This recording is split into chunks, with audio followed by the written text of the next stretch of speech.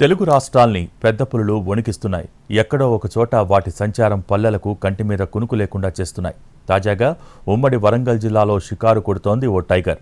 చుట్టం చూపుగా వచ్చి ఇక్కడే తిష్ట వేసింది. ఇంతకీ అది ఎక్కడి నుంచి వచ్చింది? ఇక్కడే ఎందుకు మకాం వేసింది? 3 ఏళ్ల క్రితం పలకరించి వెళ్లిన పెద్ద పులి మరోసారి వరంగల్ జిల్లా అటవీ ప్రాంతంలోకి ఎంటర్ అయ్యింది. పాదముద్రల ఆధారంగా అది మగపులి అని గుర్తించారు అటవీ అధికారులు. ఛత్తీస్గఢ్ ఫారెస్ట్ ఏరియా నుంచి డిసెంబర్ 9న ములుగు జిల్లాలోకి టైగర్ అడుగుపెట్టినట్టు అంచనా వేశారు.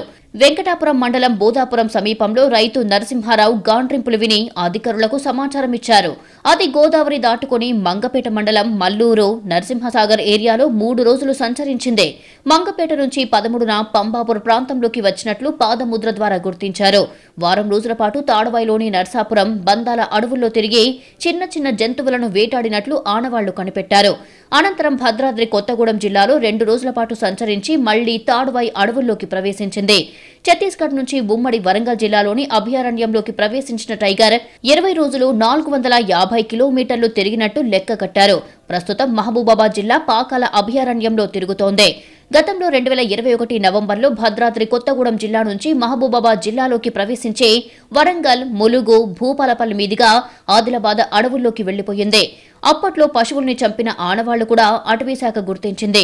మరోసారి ఈ ప్రాంతంలో పులి తిరిగే అవకాశముందని అంచనా వేసి 2022లో వరంగల్ జూ పార్కు నుంచి సుమారు 50 దుప్పులు, జింకలు, వన్యప్రాణులు తీసుకొచ్చి వదిలారు. 2023లో హైదరాబాద్ జూ పార్కు నుంచి 45 వరకు దుప్పులు, జింకలు, నెమ్మళ్లను గూడూరు మండలం నేలవంచ, కార్లాయ్ అడవుల్లోకి వదిలారు. ఇప్పుడు వాటి సంతతి పెరిగింది. అందుకే వేటకు ఎలాంటి ఇబ్బంది లేకపోవడంతో ఇక్కడే ఆవాసం ఏర్పాటు చేసుకుందని భావిస్తున్నారు.